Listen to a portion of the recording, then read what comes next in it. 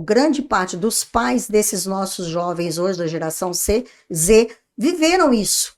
Tem essa formação. Uma escola puramente conteudista que prepara o aluno para o vestibular, né? É isso. Que é importante? Porque o Brasil tem vestibular e a gente não pode desconsiderar, né? Mas a gente está vendo que o mundo mudou muito, principalmente depois da pandemia, ela está nos cobrando que mantenha essa qualidade dessa escola conteudista, mas que retomemos aquela escola do passado. Humanista. Então, na verdade, a escola hoje, se ela quiser prevalecer no mercado, ela tem que ser conteudista. Fazer os dois. Humanista. Ela tem que fazer os dois. E muito bem. E muito bem. Mas acontece que grande parte dos jovens hoje do 9º ano e até do próprio ensino médio, eles ficam tentados a mudar para uma escola puramente conteudista, porque lá passa no vestibular. E vestibular não é só isso, né? Haja visto, não sei se vocês sabem, não sabem sim, porque nós estávamos na palestra lá com aquela especialista de São Paulo, que ela contando que o Band é a referência em São Paulo, que aprova muito na Unicamp, e que a Unicamp fez uma reunião com eles para saber por que os alunos que passaram não se matricularam. Isso. Né? Desistiram então, do ingresso à universidade. Na verdade, o meu entendimento é o seguinte, eu vou fazer, eu vou passar, porque a minha autoestima cresce, eu vou provar para minha família que eu dou conta, mas não é isso que eu quero.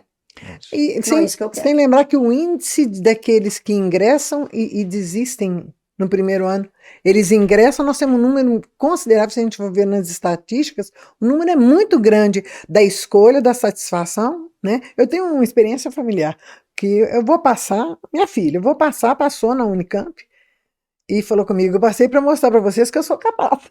Olha, ela fez isso, a Luana. Não, a Marcela. Eu vou passar que eu sou capaz, né? Então passou, mas não foi feliz. Depois foi para uma universidade particular e escolheu o que queria, o que era ideal, e é muito mais feliz e realizado dentro da escolha. Então, né? Gabriel, e aí a pergunta continua, tá? Claro. Eu vou só complementar. Com o advento dessa nova modalidade do fazer ensino médio proposta pelo MEC na BNCC, ele pede que a gente prepare o aluno com excelência para realmente conquistar as vagas universitárias, mas você prepara esse aluno emocionalmente e o capacite para que ele tenha um futuro universitário bem escolhido, Exato. né? E também aponte para ele para o mercado de trabalho. Bom, se eu quero médico, então eu tenho que me antecipar o que eu preciso me capacitar quando eu estudar como médico, eu preciso já estar pronto, porque vai sobrar tempo. Estudante de medicina, estudo o tempo todo. Então, o que eu preciso? Pelo menos 2 línguas a mais, além do português. Né? O emocional tem que estar muito equilibrado. Né? Bom, e aí, tudo isso a gente sabe que tem que ser. Então, o MEC pede, prepare com excelência cognitiva, com conhecimento, porque as profissões no mundo vão mudar. As profissões vão mudar. Já mudaram. E aí as pessoas vão poder ter 3, 4, 5 profissões. E o que vai dizer não é a capacitação específica, mas a conhecimento e a capacidade de relacionar, né? O relacionamento. Aponte para ele, ajude-o a escolher agora corretamente a profissão. Entendeu? Então, assim, é uma cultura brasileira de ser médico, de ser advogado, de ser engenheiro, status. Quando, na verdade, o jovem não está preparado. Então, a BNCC vem exatamente para isso. Sim. E aí, Gabriel, agora eu faço a pergunta para você, que eu falei muito, e a pergunta para você é o seguinte: você trabalha isso com o seu jovem hoje do 9º ano para que ele saiba realmente fazer a escolha do ensino médio que ele quer no Distrito Federal? Não estamos falando de Brasília, né? Não vou falar do Brasil.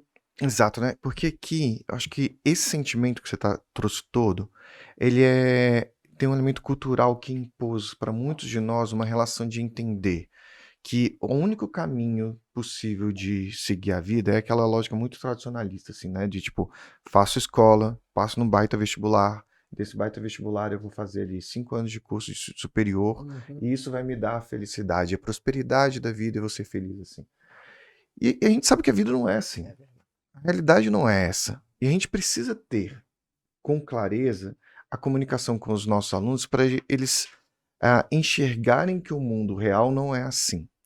E assim sendo, a gente precisa construir com eles todo o desenvolvimento necessário para que ele chegue consciente ao ensino médio de como de fato será a jornada verdadeira da vida dele. Para que aí sim... A dele, né? A dele, a não da satisfação. E não talvez aquele que entre no senso comum de um imaginário de que só existe essa trilha como raciocínio correto.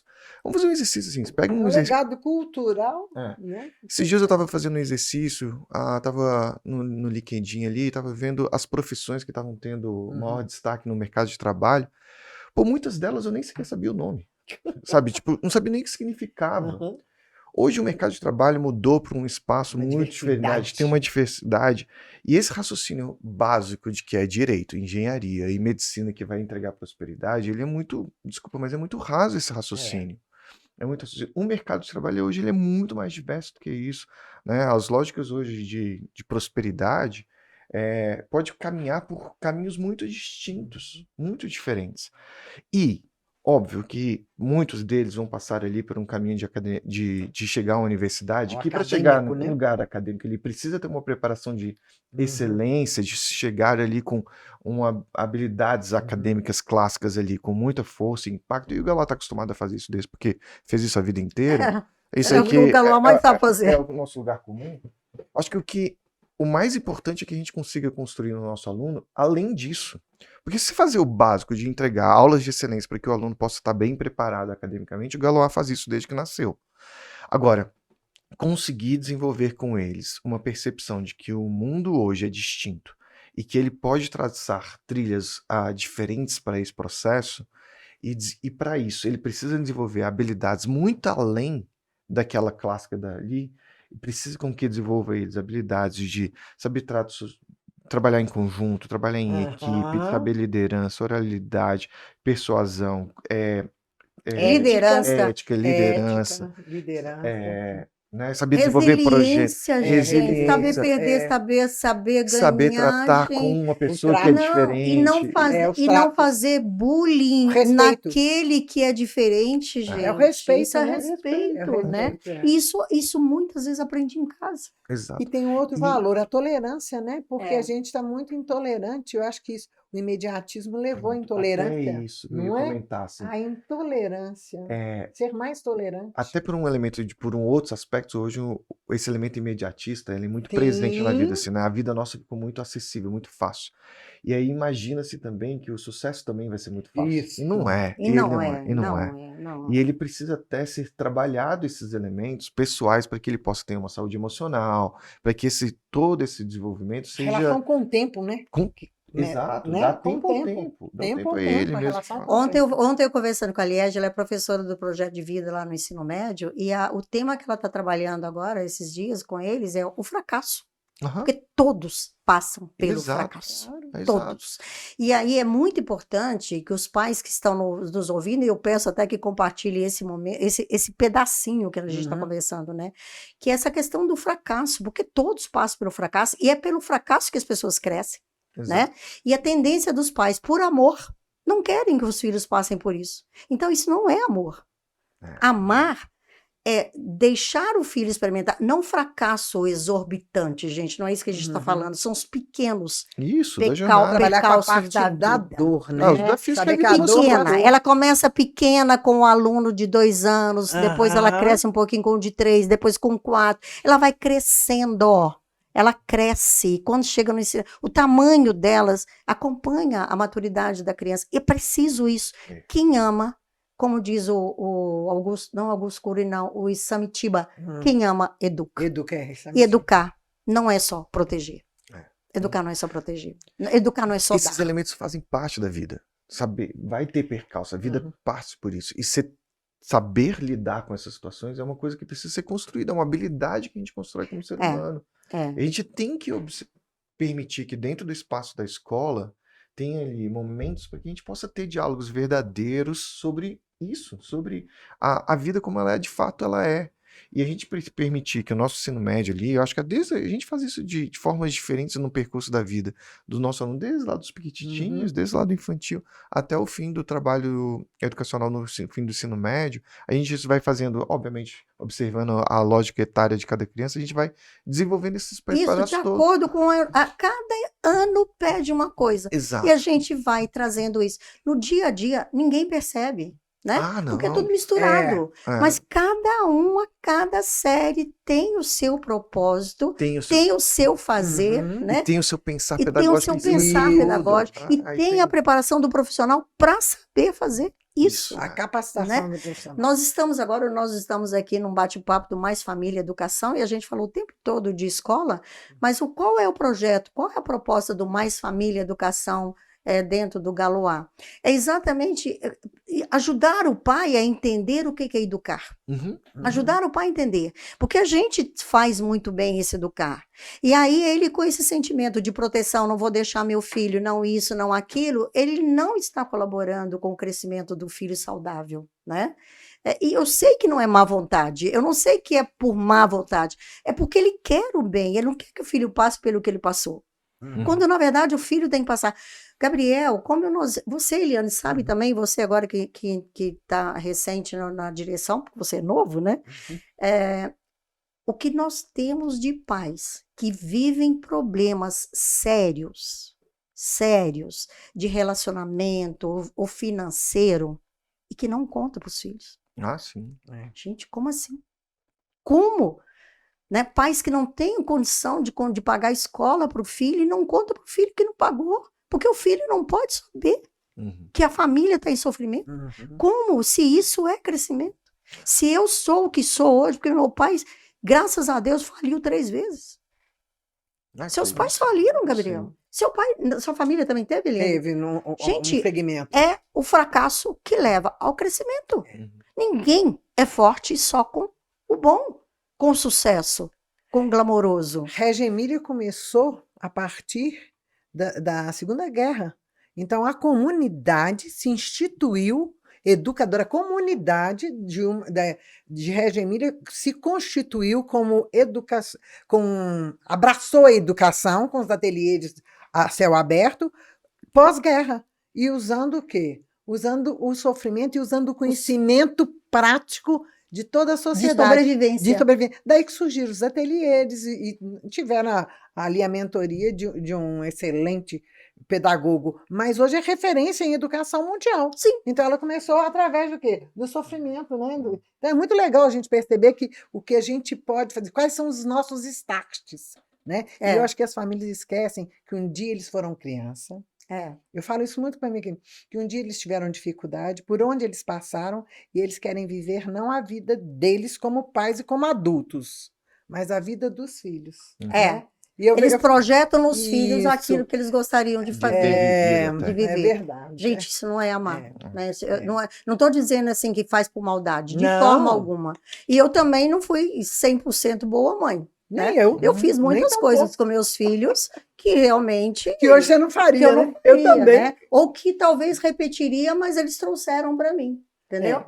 Então, assim, o Rafael mesmo tem uma, Gabriel, porque à época todos os amigos dele estudavam no Candanguinho, né? E o Candanguinho não tinha esse viés humanista, era uma escola mais o que? Ela não era conteudista, mas ela não tinha essa parte de formação espiritual. Era uma Ela de vanguarda, né? Mas não tinha a parte espiritual, essa coisa. Religiosa, não. Né?